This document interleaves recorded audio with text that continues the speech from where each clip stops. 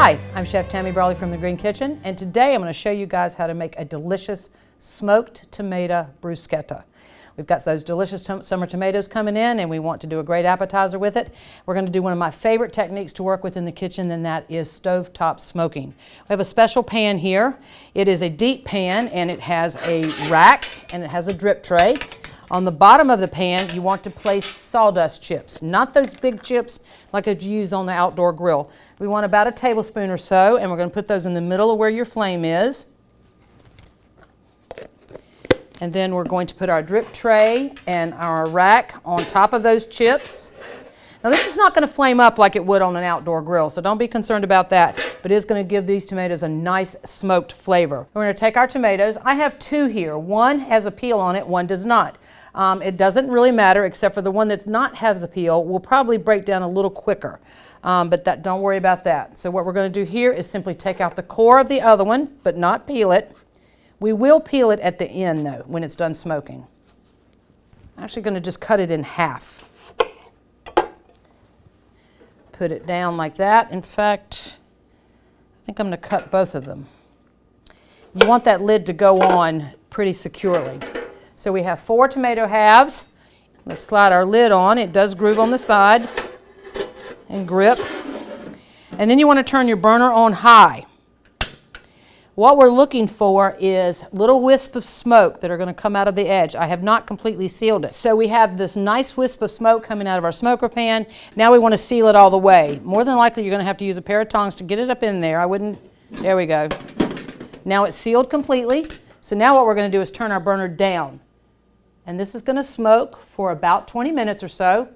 While they are smoking, the tomatoes that is, we're going to come over here and we're going to work on some garlic and some basil. I love working with garlic, but I really like working it with in slices as opposed to mincing. So we're just going to slice some nice thin slices here. We probably have about 1.5 pounds of tomatoes. You know, it's whatever amount that you want to use. What have you got coming in from your garden that you'd like to produce? And I like garlic. So we've got 3 cloves here. You don't have to use it all, but why wouldn't you? And now we're going to actually do a little French thing, and we're going to chiffonade some basil. Pull a few basil leaves off of your plant. So you want to stack the leaves that you have, stack them in a pile, and then you want to roll them up really, really tight into a little bit of a cylinder.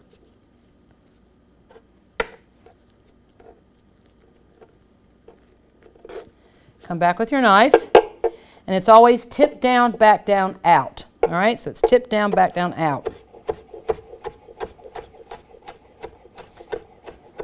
Never take your eyes off your fingers.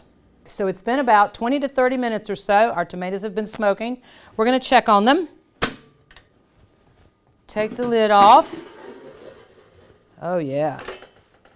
So while they're cooling, I'm actually going to put a saute pan on my burner here. Just a little bit of oil.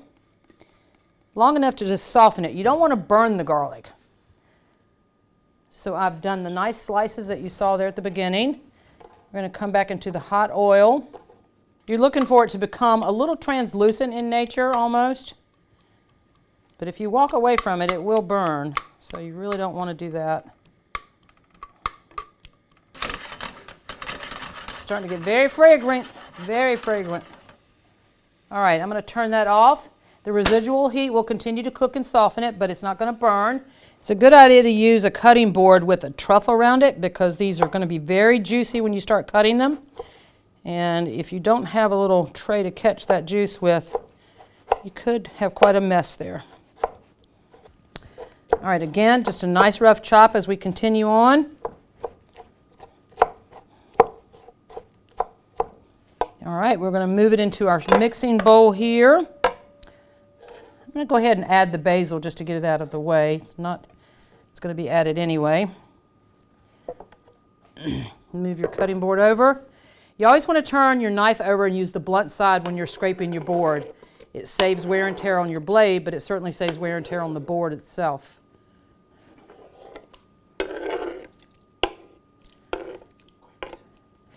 So we've got that beautiful green basil in there, the smoked tomatoes, and now we're going to add that garlic.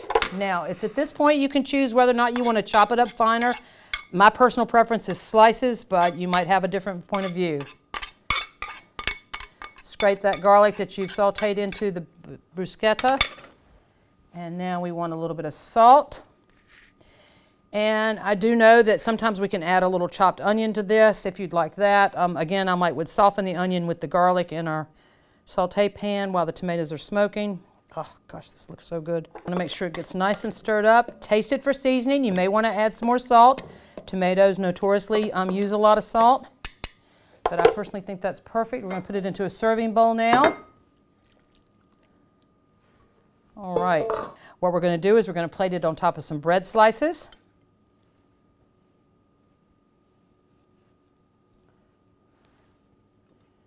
And we're going to top it with a little bit of shaved Parmesan cheese. Beautiful little pieces there.